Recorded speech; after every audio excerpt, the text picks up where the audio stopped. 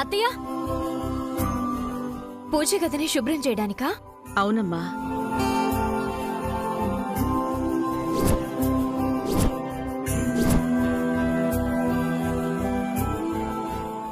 ఏదో అడగాలనుకుంటున్నావు, అడగడానికి మొహమాట పడుతున్నావు.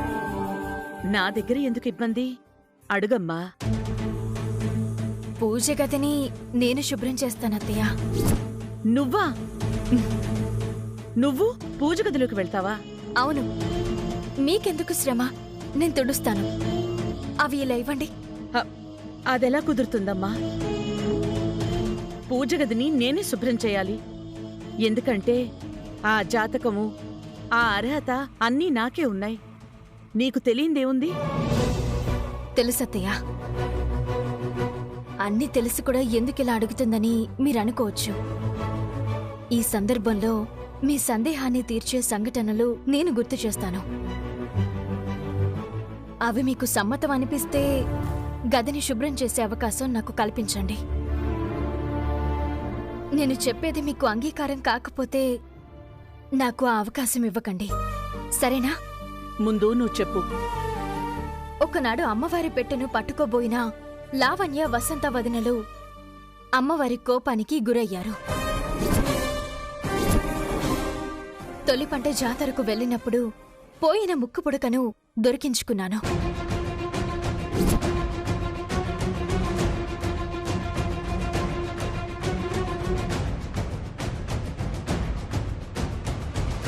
జాతరలో అమ్మవారి ప్రసాదాన్ని తయారు చేయగలిగాను.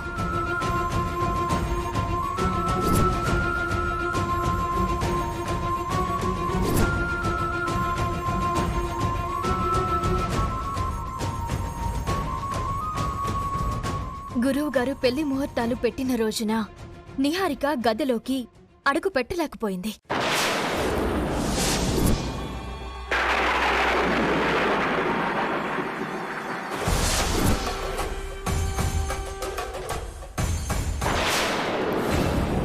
కుటుంబ సభ్యులెవరికీ గదిలోకి మీలా ప్రవేశం లేదు.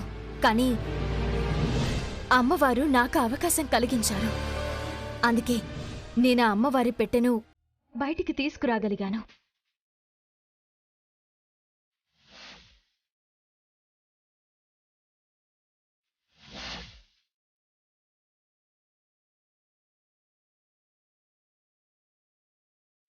అంటే అమ్మవారి అనుగ్రహం మీ మేనకోడలనైనా నా పైన ఉందనే కదా?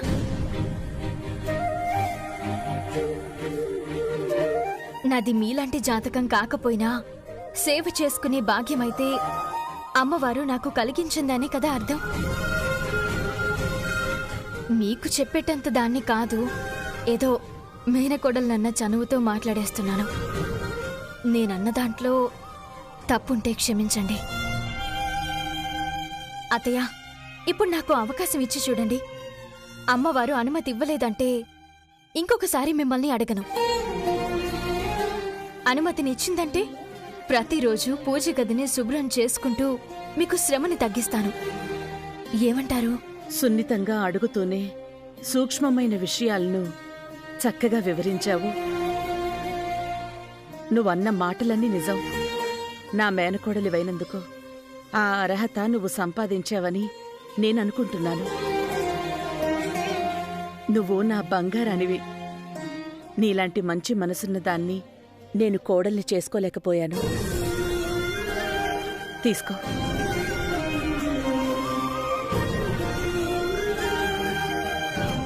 థాంక్స్ అత్తయ్య. వెళ్ళు.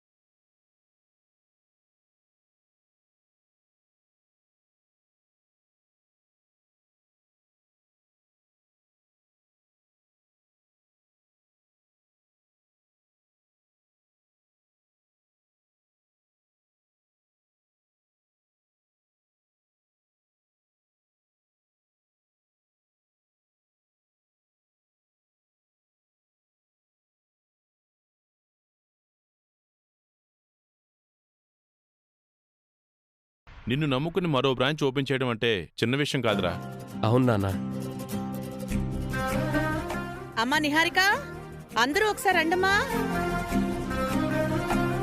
ఏంటి వేద, ఆనందంగా కనపడుతున్నావు? చెప్తానుండండి.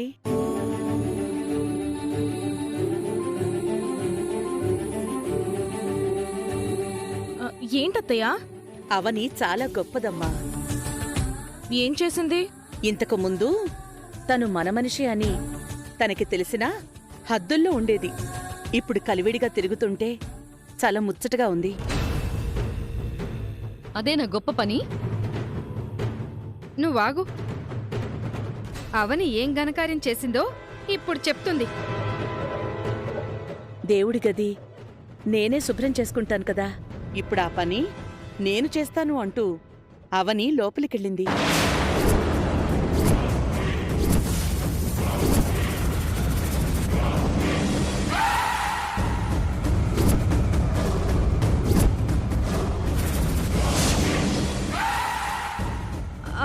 అవని లోపలికెళ్ళిందా?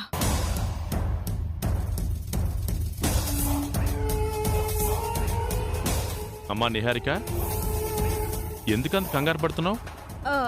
అవనిని ఎందుకు పంపించారత్తయ్యా? ఎంత అపచారం! మీ తర్వాత గదిలోకి వెళ్లాల్సింది నేను కదా. ఎవరిని పడితే వాళ్ళని అలా పంపించేస్తే ఎలా అత్తయ్య గారు? అవని మా రక్త సంబంధం. పదే పదే ఆ మాట ఎలా అంటారు? వీళ్ళ కోపాలు ద్వేషాలు చివరికి మన మనుషుల్ని కూడా గుర్తించడం లేదు. మరీ ఇంత పార్షియాలిటీ పనికిరాదు. నీకు శ్రీకర్కి పెళ్ళైన తర్వాత ఆ బాధ్యతని నువ్వు తీసుకుందులేమా.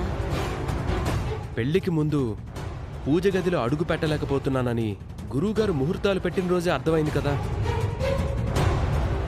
వీళ్ల పెళ్లి ఎండమావుల్లా ఉంది. జరుగుతుందో లేదో కూడా అర్థమై చావడం లేదు. అలాంటి అపశకునపు మాటలు మాట్లాడుకో. అవనికి ఆ సర్టిఫికెట్ దొరికిపోతే నా మేనకోడలని గొప్పలు చెప్పుకోవడం కాదు గాని, నా కోడలు కంటే ముందు పూజ గదిలోకి అడుగు పెట్టే అర్హతని సంపాదించుకోవడం మాత్రం నాకు చాలా సంతోషంగా ఉంది.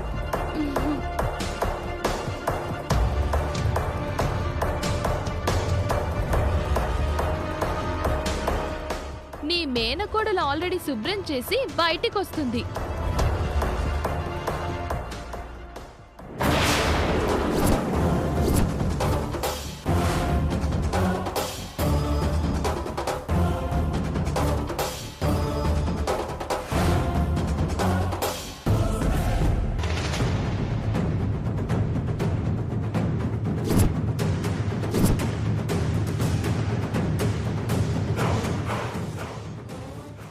అవని ఏదో పేపర్ పట్టుకుని వస్తుందేంటి?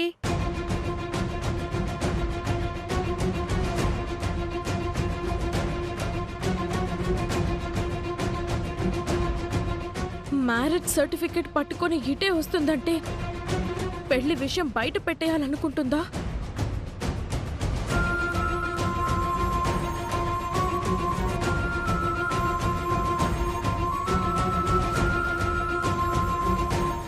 మేనకోడలన్న విషయం తెలిసిపోయింది కాబట్టి తాళి విషయం కూడా బయట పెట్టేయాలని తెగించేసింది.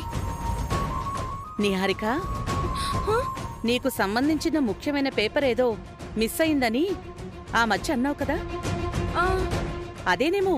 అది నాకు సంబంధించిన ముఖ్యమైన పేపర్ కాదు, వాళ్లకు సంబంధించిన అతి ముఖ్యమైనది. అదే వాళ్ళ జీవితం.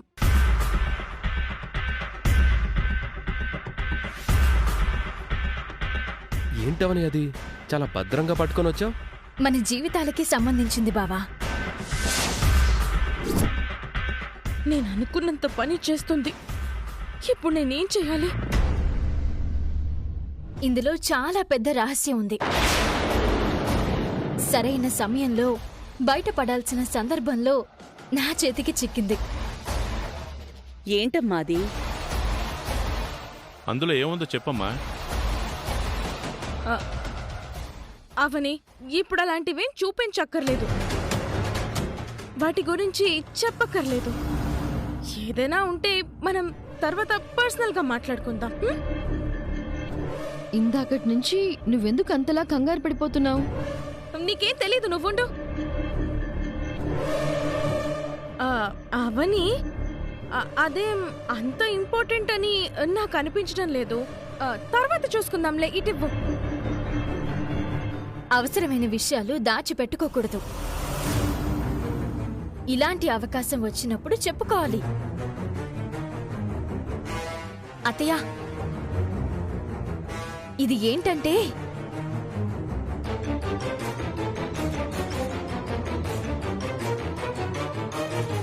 మీ అందరికీ చూపిస్తున్నాను. దయచేసి ఎవ్వరూ కంగారు పడకండి.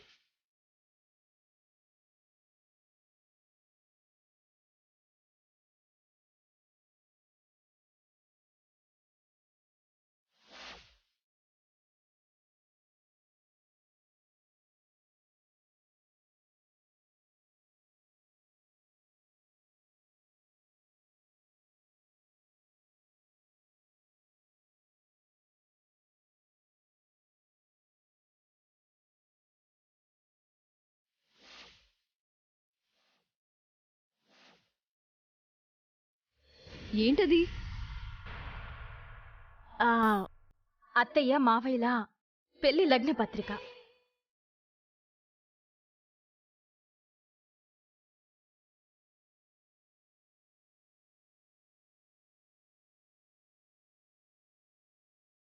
కొన్ని సంవత్సరాల క్రితం రాయించుకున్న లగ్న పత్రిక పూజ గదిలో భద్రంగా ఉండడం నాకు చాలా ఆశ్చర్యంగా అనిపించింది.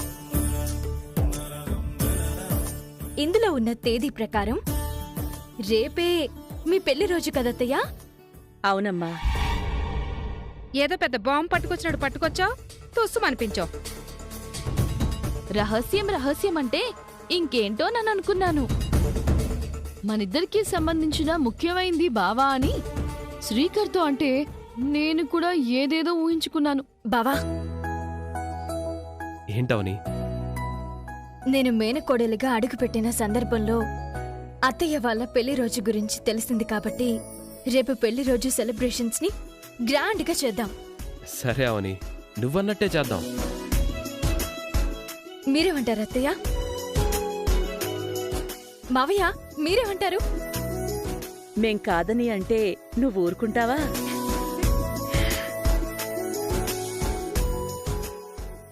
మీరేమంటారు అక్క, వదిన, చెల్లి? పెద్దిరాజన్నయ్య, పెద్దబావ కూడా ఉండుంటే బాగుండేది. మేమందరం నీకు ఏమవుతామో నువ్వు మాకు ప్రతిసారి గుర్తు చేయాల్సిన అవసరం లేదు. నీకొచ్చిన ఆలోచన మిగిలిన వారెవ్వరికీ రాలేదమ్మా. ఎంతైనా బంధాలంటే నీకు ప్రేమ ఎక్కువమ్మా. ఆ లగ్న పత్రిక అవని కంటే ముందు నాకు కనిపించుంటే నేను కూడా అవనిలాగే చెప్పుండేదాన్ని మావయ్య. బావా, అత్తయ్య మావయ్యల పెళ్లి రోజు ఒక రేంజ్ లో ఉండాలి. జీవితాంతం గుర్తుండిపోవాలి.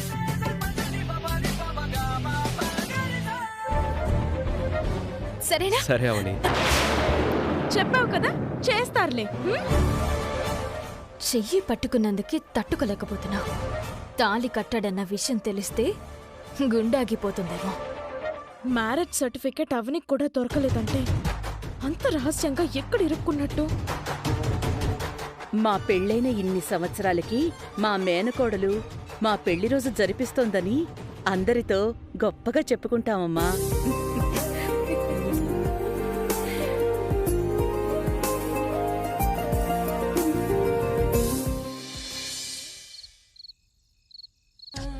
అవని మన మేనకోడలిగా ఇంట్లో అడుగుపెట్టిన తర్వాత మన ఇంటికేదో కొత్త కళ వచ్చినట్టు అనిపిస్తోంది కదండి? అవును వేద, ఏ గూటి పక్షులు ఆ గూటికి చేరతాయన్నట్టుగా మన మేనకోడళ్ళు మన గూటికి చేరారు.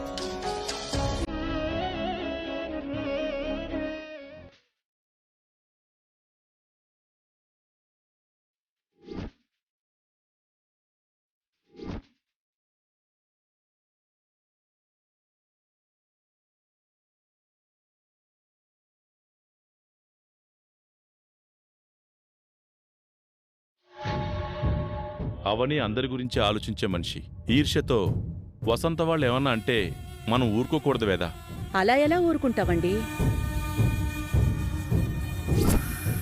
పొద్దున్నే పూజ గదిలోకి ఎంటర్ అయిపోయి అత్తకి బదులుగా ఈవిడ గదిని శుభ్రం చేసి కొన్ని మార్కులు కొట్టేసింది. అత్తయ్య మామయ్యలకు రేపు పెళ్లి రోజు వేడుక జరిపిద్దామని మరికొన్ని మార్కులు కొట్టేసింది. ఇప్పుడేమో పాలు పట్టుకుని వెళ్ళిపోతుంది.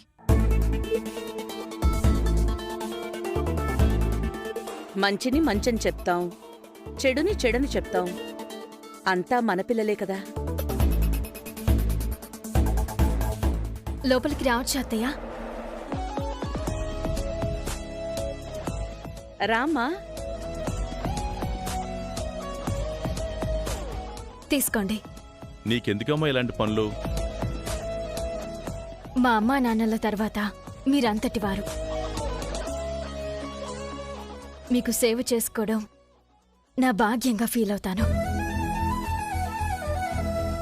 శ్రమ అనుకోను మావయ్య.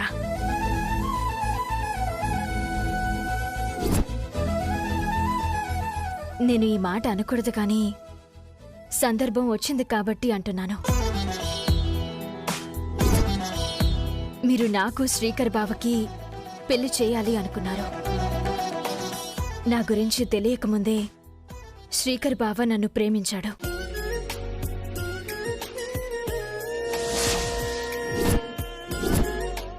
జాతకం కలవక మా పెళ్లి జరగలేదు కానీ జరుగుండుంటే నా అత్తయ్య మావయ్యలకు నేను పాదసేవ చేసుకునుండేదాన్ని కదా. వామ్మో, ఈ యవని నా పెళ్లికి ఎసురు పెట్టేలా ఉంది. నాకెప్పుడు ఏ పని చెప్పడానికైనా మీరు వెనకడకండి, మొహమాట పడకండి, సరేనా? సరేనమ్మా. సరే, తీసుకోండి.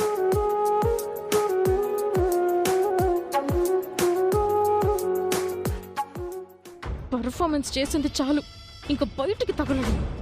అమ్మా అవని, ఏంటి మావయ్య? నిన్ను చూస్తుంటే అచ్చం నా చెల్లెలు సుభద్రం చూస్తున్నట్టే ఉందమ్మా. అచ్చం నా చెల్లెలు పోలికలే నీకు వచ్చాయి. ఇంతకాలానికి కనిపెట్టారు పాపం. నిన్ను చూసిన మొదటి క్షణం నుంచి నా మనసులో ఇదే భావన ఉండేది. ఇన్నాళ్ళకి చెప్పుకోగలిగానమ్మా. చాలా గొప్ప పని చేశారు. నాకు మీ గురించి అక్క చెప్పక ముందు నుంచి కూడా మీరంటే నాకు గౌరవమే మావయ్య. మన మధ్య ఏదో ఒక బంధం ఉండే ఉంటుందని నాకు అనిపిస్తూ ఉండేది. ఆ రక్త సంబంధం గురించి అక్క చెప్పిన తర్వాత తెలిసింది. అమ్మా, నిన్నో మాట అడగాలనుంది. అడగండి మావయ్య, మొహమాటం ఎందుకు? నీకేం కావాలో చెప్పమ్మా, అది చేసి పెడతాం. నాకు మీ కుటుంబం చాలు మావయ్య, ఇంకేమీ అవసరం లేదు. అలా అనకమ్మా, ఏదైనా కోరుకో. సుభద్రకు జరిగిన అన్యాయం కొంతైనా తీరినట్టు అనిపిస్తుంది. దేవుడు పిలుపొచ్చింది, అమ్మా నాన్నలు వెళ్ళిపోయారు. అందులో మీరు చేసిన అన్యాయం ఏముంది మావయ్య? మా సంతోషం కోసమైనా ఏదో ఒకటి అడుగమ్మా. అడుగుతాను. నా కోసం మీరా పని చేయగలుగుతారా? చేస్తావమ్మా. ఎంత కష్టమైనా చేస్తారా? నువ్వడుగు, మేం చెయ్యకపోతే అప్పుడను. తాళి విషయం చెప్పడం కోసం మెల్లిగా రూట్ వేసుకుంటుంది. అమ్మో, ఇది మామూలు ఆడది కాదు. అడుగమ్మా. అది అడుగు తల్లి. ఇద్దరూ నా విషయంలో పాజిటివ్గా ఉన్నారు. పెళ్లి విషయం చెప్పేస్తే డౌట్ లేదు, చెప్పేస్తుంది.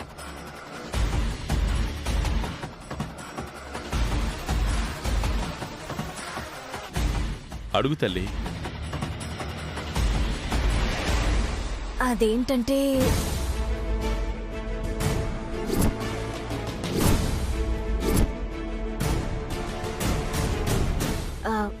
సమయం వచ్చినప్పుడు తప్పకుండా అడుగుతాను.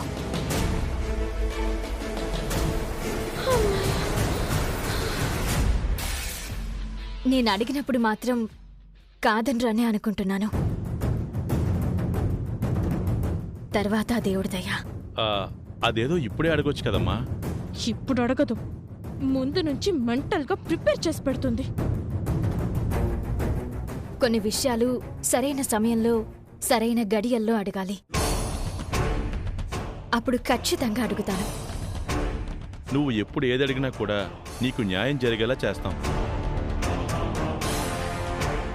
నిన్ను పువ్వుల్లో పెట్టుకుని చూసుకుంటామమ్మా. థ్యాంక్ యూ మావయ్య. సరే అత్తయ్య.